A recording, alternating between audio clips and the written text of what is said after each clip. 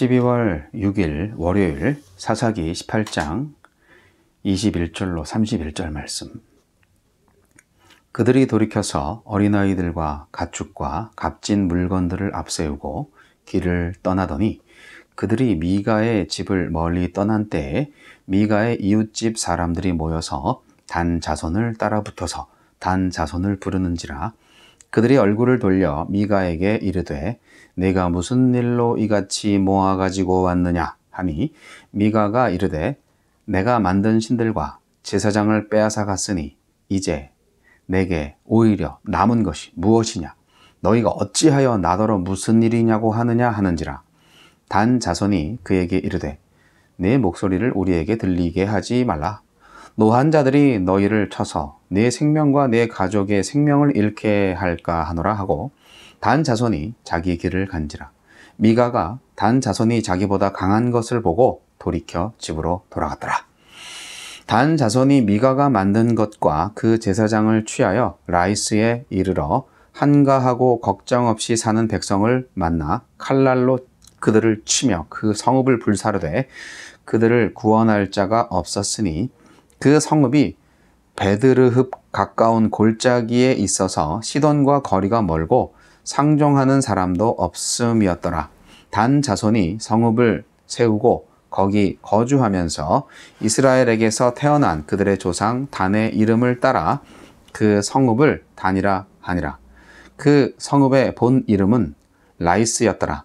단 자손이 자기들을 위하여 그 새긴 신상을 세웠고 모세의 손자요 게르솜의 아들인 요나단과 그의 자손은 단지파의 제사장이 되어 그 땅 백성이 사로잡히는 날까지 이르렀더라. 하나님의 집이 실로에 있을 동안에 미가가 만든 바 새긴 신상이 단 자손에게 있었더라. 아멘. 한 가정에서 한 지파로. 한 가정, 17장의 내용이고요. 한 지파, 18장의 내용인데요. 한 가정에서 한 지파로 우상 숭배가 확대됩니다. 단지파는 무력을 이용해서 미가의 신상을 강탈하고 평화로운 마을까지 약탈하며 점령합니다. 우리에게 주시는 교훈은 무엇입니까? 단지파가 미가의 우상들과 제사장을 빼앗아 떠나자 미가는 사람들을 모아 단지파를 쫓아가서 자신의 전부를 잃었다고 하소연합니다. 미가는 하나님의 복의 복을 받기 위해 전부를 걸었지만 하나님의 뜻에 부합하는 삶이 아닌 자기 소견에 옳은 대로 종교 시스템을 갖추는 데에만 집착했습니다. 자기 소견에 옳은 대로 종교 시스템. 어머니의 은을 훔칠 정도로 하나님 말씀과 동떨어진 삶이기에 말씀과 상관없이 그 은으로 우상을 만들어 하나님을 조종하려 했습니다. 하지만 미가 자신이 실토한 대로 만든 것에 불과한 그 신들과 제사장은 그에게 복을 내리기는커녕 허무와 치욕과 손해만을 가져다 줍니다. 우리의 묵상도 말씀과 무관해진 삶을 종교화하는 의식이 될 때 미가의 우상으로 전락하고 말 것입니다. 단지파는 무력을 이용해서 미가의 신상들과 제사장을 빼앗더니 이제는 억울하고 부당하다며 항의하는 미가를 협박하여 돌려보냅니다. 제 욕심을 위해 형제를 배신하는 사회, 종교기관을 빼앗고 사수하기 위해 폭력을 동원하는 일, 남의 것을 빼앗고도 적반하장으로 큰소리치는 일, 강한 자가 약한 자를 이용하는 것, 이 모두 우리 사회에서도 찾아볼 수 있는 모습이 아닙니까? 단지파는 결국 라이스를 침공하여 진멸합니다. 더럽고 악한 땅을 심판하는 가나안 정복의 취지와 상관없이 한가하고 걱정 없이 사는 땅을 짓밟은 것입니다. 하느님께서 명령하신 아모리 족속 정복을 포기하고 골짜기에서 은신하던 그들이 연약하고 도와줄이 없는 라이스 백성에게 칼날을 들고 불을 놓아 그 이름을 지워버립니다. 그 땅에 단이라는 이름을 붙인 그들은 미가에게서 훔쳐온 신상을 세우고 레위인, 놀랍게도 그 정체가 모세의 손자 요나단으로 밝혀진 그 사람을 제사장으로 임명합니다. 하나님의 성소가 실로에 있는데도 단지파는 그들만의 성소에서 별도로 하나님을 섬깁니다. 겉으로는 하나님을 섬기는 모습을 취했겠지만 그들이 섬긴 신상은 미가가 은으로 부어 만든 우상이었기에 명백한 우상 숭배입니다. 아무리 그럴듯한 신상과 위대한 가문의 제사장이 있을지라도 하나님께 돌아오지 않는 한 그들의 결과는 포로로 사로잡히는 것밖에는 없습니다. 주여, 형식과 겉모습과 말투만이 아닌 하나님의 백성다운 거룩한 삶을 살게 하소서.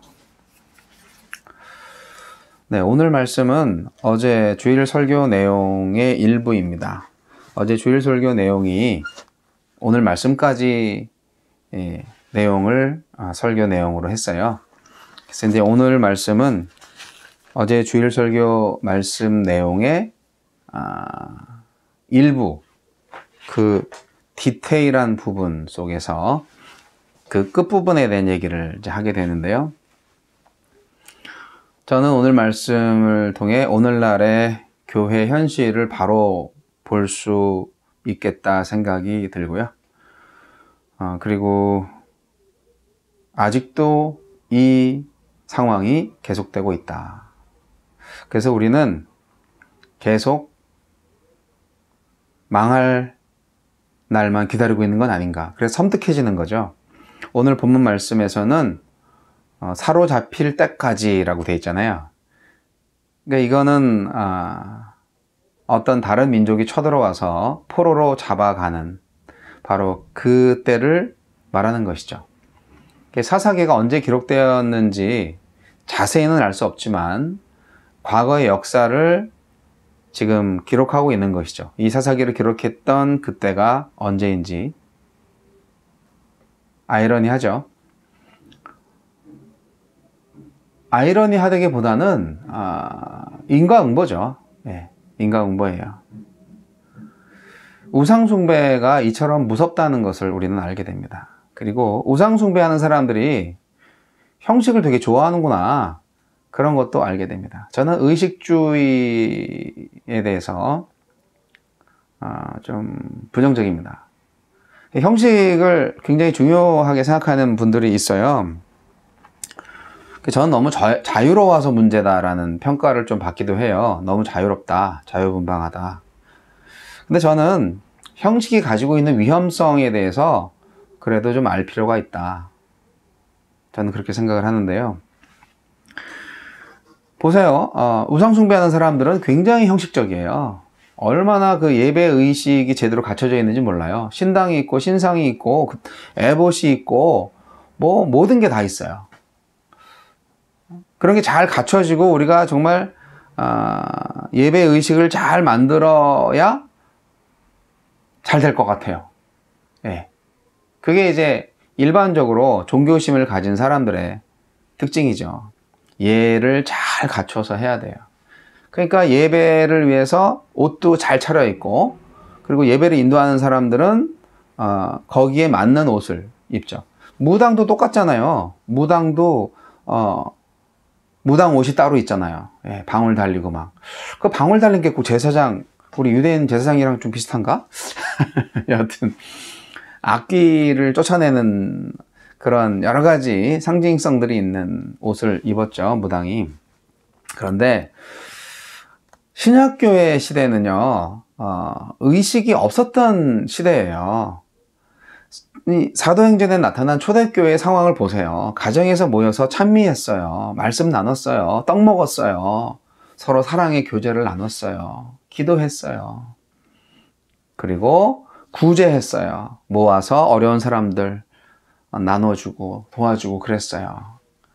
그러한 가정교회의 모습이 초대교회의 모습의 전부입니다, 사실은. 성경에서 오늘날과 같은 또는 중세교회와 같은 그런 웅장한 건물을 지었다는 얘기 하나도 안 나와요. 건물이 교회라는 얘기도 하나도 안 나와요. 성경에서 교회는 건물이라고 말한 적이 한 번도 없어요. 누차 말씀드리지만. 그런데 오늘날 우리는 이미 타락한 교회의 유산을 받았기 때문에 도대체 진짜 교회가 뭔지를 계속 모르고 있는 것 같아요. 그래서 우리는 성경을 제대로 봐야 된다는 얘기죠. 의식주의의 허상을 우리가 조심해야 됩니다. 의식주의. 예배 의식이나 예배당이 화려하면 괜히 거기에 압도돼요. 그래서 경건하게 느껴져요. 삶은 개판 5분 전이면서 예배만 잘 드리면 돼요. 그게 우리의 착각이었을 수 있죠. 형식에 치우친 교회는 교리까지도 딱딱합니다. 예. 그래서 교회가 아주 경직되고 편협되게 만들어집니다. 원래 우리가 신학을 만들고 교리를 만드는 것은 기독교를 변증하기 위해서, 타 이단 종교에 대해서 반박하기 위해서 그렇게 만들어 놓은 건데, 그 교리와 신학이 우리를 더 옥죄는 경우가 있어요. 잘못된 교리도 있기 때문에 또 신앙생활을 오히려 부자연스럽게 할 수밖에 없는 그런 올무가 될 때도 있죠. 뭐 교리나 신학이 필요하지 않다는 건 절대로 아닙니다.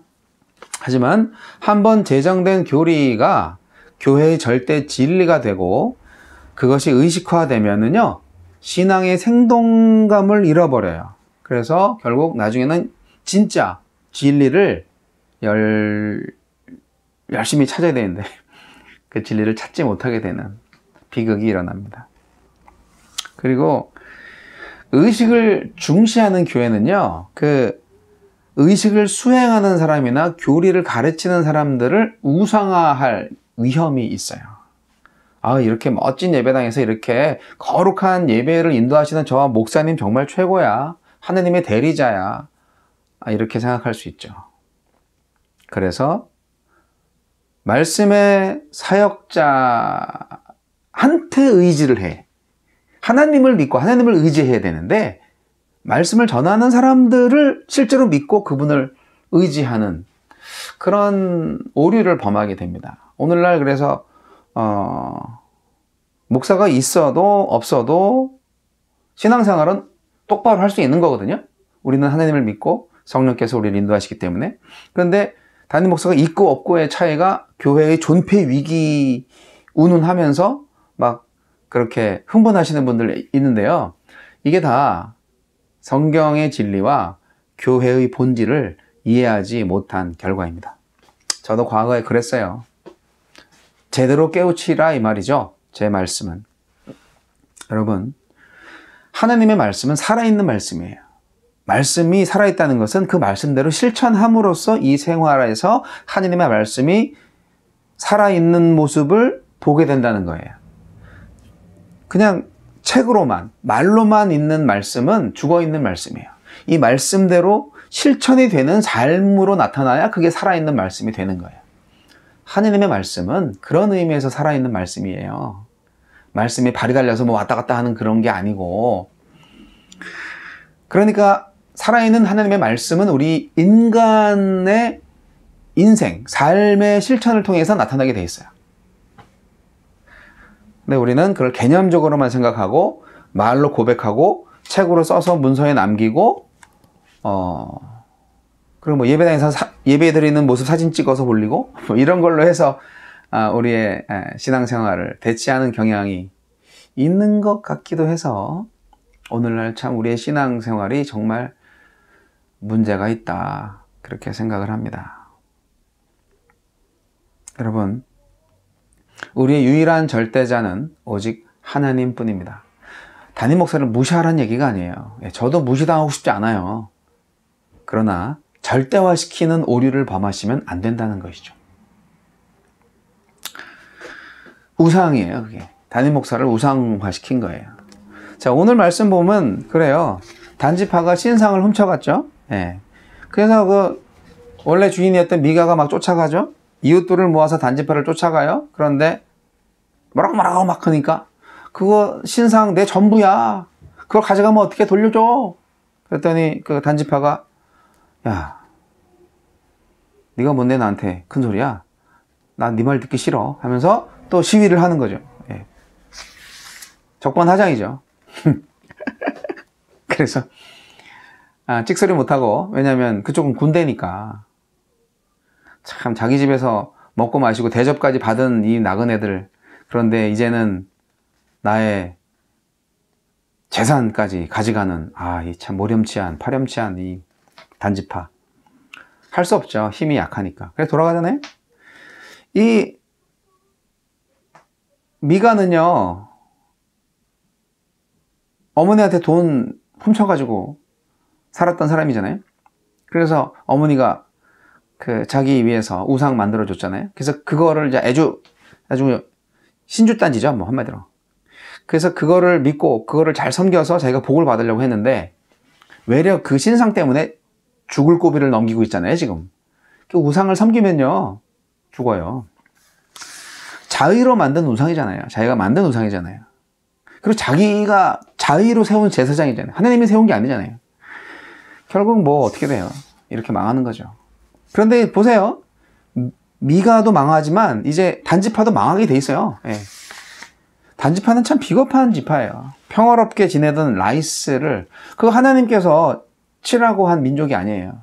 하나님은 아모리 족속 처부수르고 블레셋 족속 처부수라고 그랬어요. 근데 힘드니까 피해서 왔잖아요. 이 단지파는 강한 자한테는 약하고 약한 자한테는 강한 아주 야비하고 비겁한 지파예요. 그래서 미가의 신상을 폭력적으로 빼앗은 것처럼 라이스도 무력으로 빼앗습니다. 그리고 그 라이스를 단이라고 이름을 짓죠. 거기에 있는 평화로운 사람들 다 죽였어요. 다 불살랐습니다.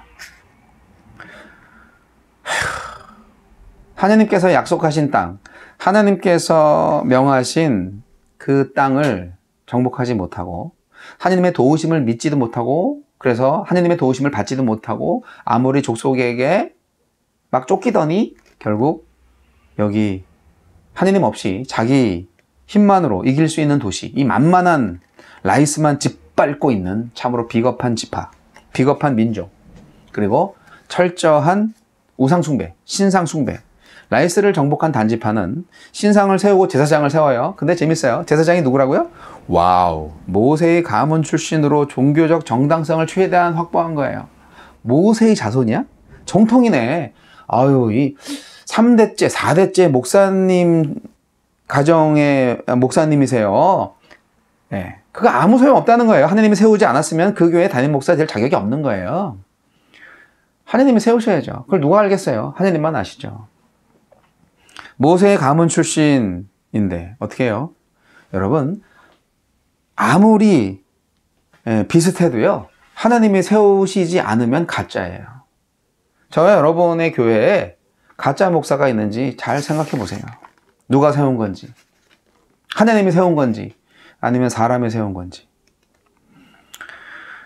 모세의 가문까지 우상숭배에 참여하고 있었구나라는 아주 섬뜩한 진리를 발견하게 됩니다.